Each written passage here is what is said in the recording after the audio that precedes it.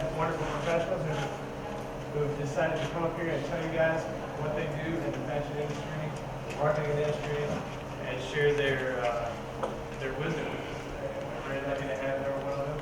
And Michelle, one of our professors up here, is going to lead the panel, and we'll let her take it away from here. Thank you for everyone for showing up today. I hand the mic back. Hello, everyone. How are you today? Well, as usual, we have a little bit of technical difficulties, so bear with us, but we have an awesome team.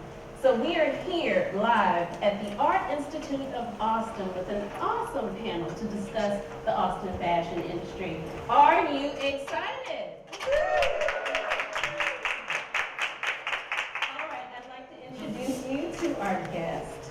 On my far left, I have Liz Sikora and also Lisa Sikora of Amber Leaf. I have Benson Roberts. He is a couture designer and he runs his own industry of couture sewing and special orders from Blue Moon. I have Dina Chavez, who is a very accomplished from Six Gel Design. She's designed for the Grammys. She's designed for other music artists and movie artists. I have also Chris Hendel, Neiman Marcus's Vice President and General Manager. I have William Jackson of Influential Magazine. I have Samuel Alexander, our guru of tech fashion. I also have Ricky Soto of Soto & Co. I have Christopher Stevens of Stitch, Texas. And I have Aaron O'Brien of 71 Magazine. All right, everyone. So let's get right into it. In the world, we are constantly have to establish tech in the industry. And so why not make it the capital of fashion? We have the advantage right now that the whole industry is in turmoil. Most of you see what's going on in the news with our industry. Last year we lost 6,000 retailers. Well, we're probably going to lose more than that this year. And it's not because Amazon is hurting. It's because we lost the creative aspect of our industry and it all became about price. Who can give the best price on the commodity goods?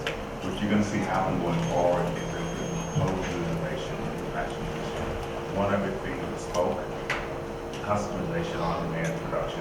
We're moving away from mass production. We're moving to bespoke customization on demand.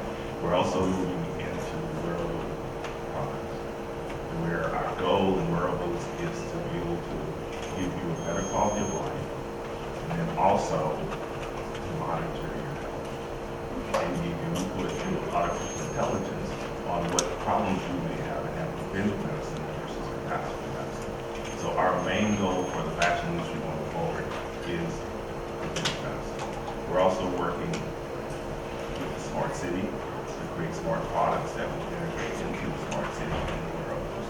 And in the process of the incubators that we're putting in now, they're going to be based on a lot of nanobiotech integration products. We have all kinds of fibers, chips that we can actually do. We can tend to deny anything right now. So we can Bluetooth anything. And then once we Bluetooth it, we can start collecting data. And the whole world, as we all know, is about data collection. And it occurred to me that when I began as a designer, the retailers didn't have quite so much control. They were not driving the prices, they were not driving the trends. We didn't have fashion that we threw away in 3 weeks or 3 months. People looked at fashion as an investment long term. We have classic pieces that would last for 20 years. And the idea of a fashion season is really to feed the retailer, the retail beast, something that they can sell not only twice a year, but now 4 times a year, mid-season collection, swim collection. So I decided I was throwing away seasons. We simply have a collection. If we still want to make it, we will. We may change the fabrics up. And this is the kind of thing I think going forward that you're going to want to challenge yourselves with, is to sort of disrupt your own ideas about what fashion is.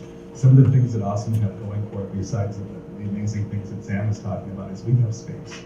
I've worked with major industrial giants in both New York and in Los Angeles, and one of their biggest problems, they hemorrhage money because space is just an absolute crime. They go out of business because they can't afford to stay in business. We have nothing but space in Central Texas. We have plenty of room to grow the industry. And much like the Japanese did when they looked at what we did in Detroit with our auto industry and corrected it, we can correct and realign what the fashion industry is doing.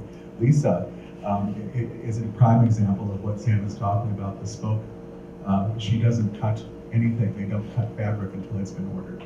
I wish you would address that a little bit because that's a brilliant business model.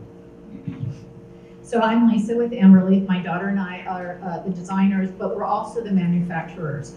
And so to what Benson mentioned, so we have a set of samples we sell mostly through stylists, through some retailers, but mostly through stylists. So we have sample sets that stylists take to their clients, and then they place the order with us. And because we own the manufacturing, we're able to be very responsive, and from order to delivery, I like to say 4 weeks, but typically can be as short as 2 to 3 weeks. So that's a pretty quick turnaround time. We also, Benson already used my words, we see our styles and fashion as investments. So it is definitely not fast fashion, but something that we hope will hang in your closet 5, 10, 15, 20 years from now. And it's still a classic. As my daughter likes to say, we are classic designs for the modern women. One other thing I wanted to talk about, and I think Sam mentioned it as well, why I think Austin is so primed for the future of the fashion industry, and he talked about customization on demand. We call that, there is no size. I can't speak to the men's side of things, but for the women, way too many problems that hang up on what size you are.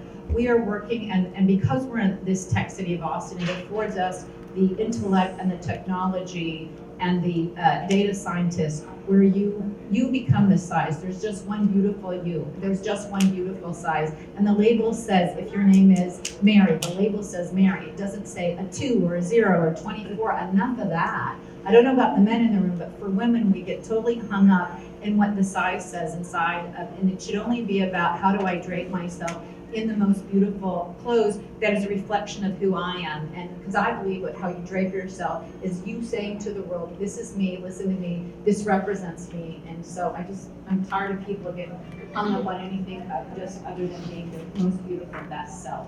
We try to be fit obsessed as opposed to size obsessed. Okay. I'm obsessed with things fitting. I don't care what size they are. Right.